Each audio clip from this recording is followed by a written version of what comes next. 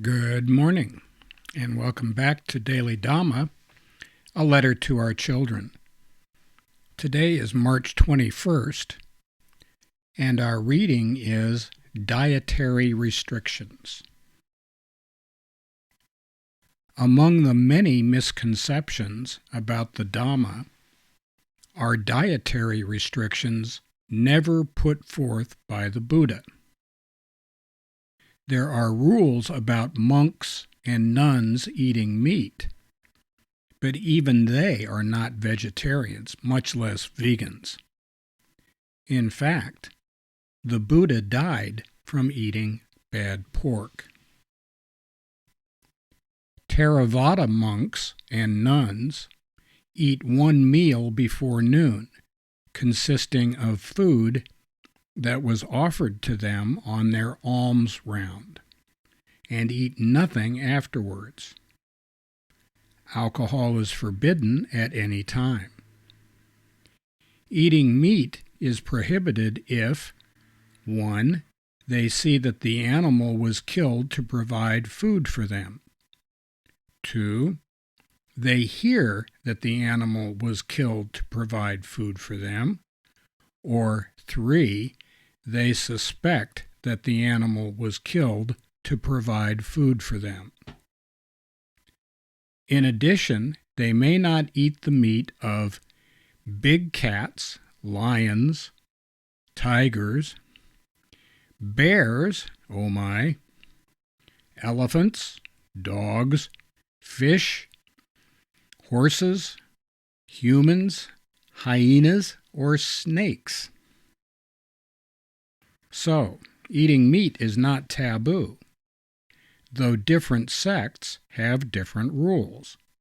For example, Jodo Shinshu monks in Japan consume meat, drink alcohol, eat throughout the day, and may marry. A good rule is to not believe experts on television.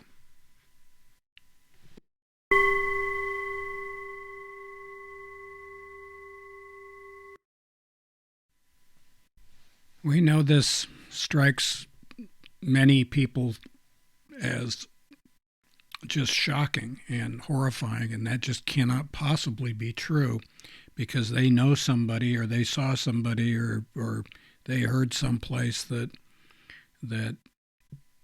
Buddhists are all vegans, but I'm sorry, that's just not true.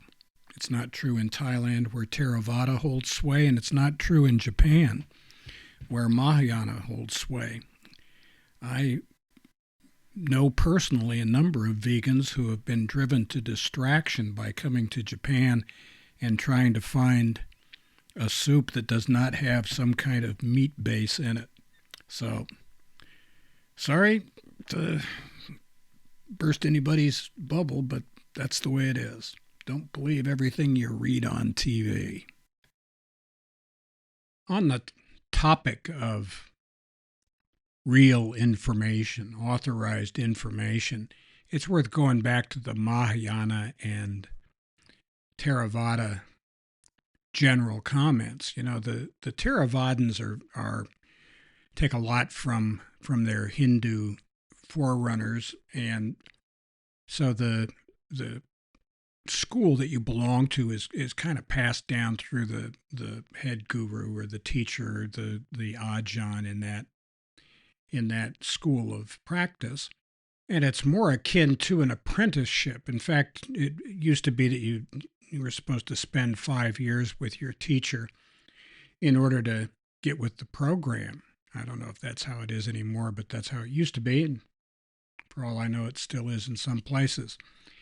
The Mahayana sects are much more bureaucratic, and they do have a lot of rules, and there are things that you can and cannot do, although I notice in passing that there's a lot of permissiveness and departure from the Vijnana in those sects. So happy trails to you until we meet again.